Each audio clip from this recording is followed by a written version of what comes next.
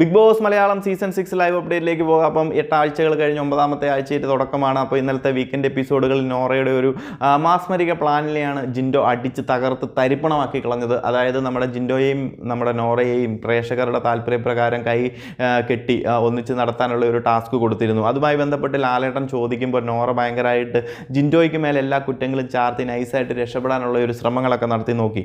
കാരണം ബിഗ് ബോസും നമുക്കറിയാം ഈ ഒരു 2-3 വീക്കായിട്ട് നോറയ്ക്ക് മാക്സിമം സപ്പോർട്ടുകൾ കൊടുത്തുകൊണ്ടിരിക്കുകയാണ്.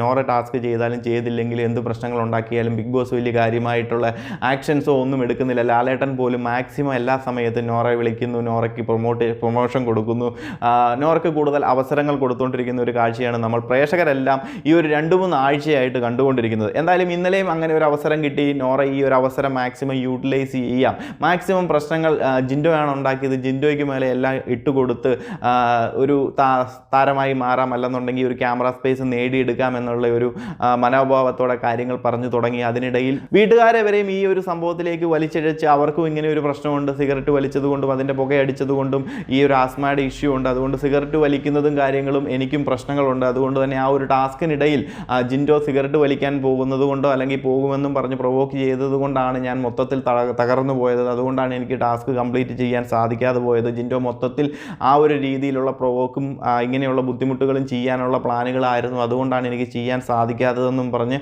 ലാലേട്ടന് മുന്നിൽ വളരെ ഭയങ്കരമായിട്ടുള്ള പ്രസംഗങ്ങൾ നടത്തി ജിൻഡോയെ അടിച്ചമർത്താനുള്ള ശ്രമങ്ങളാണ് അവിടെ നടത്തിയത്. എന്നാൽ ബുദ്ധിമാനായ ജിൻഡോ എന്ന് തന്നെ പറയാം, ധനി രാവണൻ എന്ന് തന്നെ നമുക്ക് പറയേണ്ടി വരും ജിൻഡോ അവിടെ സമ്മതിച്ചില്ല, അത് കേട്ടിരിക്കാനോ നിന്നില്ല, ഇടയ്ക്ക് കയറി തന്നെ ഉള്ള കാര്യങ്ങൾ ഉള്ള പോലെ തന്നെ വ്യക്തമായിട്ട് തന്നെ പറഞ്ഞു. അവർ കണ്ടിരുന്ന പല കണ്ടസ്റ്റൻസിനും അത് മനസ്സിലായതുകൊണ്ട് തന്നെ അവരും ജിൻഡോയ്ക്ക് സപ്പോർട്ടായിട്ട് നിന്നു. അതുപോലെ തന്നെ ജിൻഡോ പറഞ്ഞു, നോറ പറയുന്നത് പച്ചക്കള്ളമാണ്, ഇവർ വന്നപ്പം മുതൽ കള്ളങ്ങൾ മാത്രമാണ് പറയുന്നത്, കള്ളത്തരങ്ങൾ മാത്രമാണ് പറയുന്നത്, പെരും കള്ളിയാണ് ഇവള് എന്നും പറഞ്ഞ് അങ്ങോട്ട് നോറേനെ അങ്ങോട്ട് അടിച്ചിരുത്തുന്ന ഒരു കാഴ്ചയാണ് പിന്നീട് കണ്ടത്. നോറ ഒന്നും പറയാൻ സാധിക്കാത്തതിൻ്റെ ഒരു സങ്കടത്തിൽ പിന്നെ അവിടെ ഇരിക്കുന്ന ഒരു കാഴ്ച നമുക്ക് പ്രേക്ഷകർക്കെല്ലാം കാണേണ്ടി വന്നു. കാരണം ജിൻഡോയെ അടിക്കാൻ പോയി തിരിച്ചടി കിട്ടിയ ഒരു അവസ്ഥയാണ് അവിടെ പിന്നീട് കാണാനിടയായത്. ഈ ഒരു നോറ എന്ന് പറയുന്ന കണ്ടസ്റ്റൻ്റ് അങ്ങനെ തന്നെയാണ്, അവസരം കിട്ടിക്കഴിഞ്ഞ് കഴിഞ്ഞാൽ ഇല്ലാത്ത കാര്യങ്ങളൊക്കെ വളച്ചൊടിച്ച് മറ്റ് കണ്ടസ്റ്റൻ്റ് നേരയിലേക്ക് അടിച്ച് അമർത്തി കൊടുക്കുന്നത്. അതിന് ബിഗ് ബോസും സപ്പോർട്ട് ചെയ്യുന്നുണ്ട്, അതിനുള്ള അവസരങ്ങളും കൊടുക്കുന്നുണ്ട്. എന്തായാലും ഇന്നലെ അത് ജിൻഡോയുടെ അടുത്ത് നടന്നില്ല. ജിൻഡോ നൈസായിട്ട് നല്ല മികച്ച രീതിയിൽ തന്നെ ഈ പറയുന്ന നോറയുടെ എല്ലാ ഗെയിം പ്ലാനുകളും ജിൻഡോയ്ക്ക് മേൽ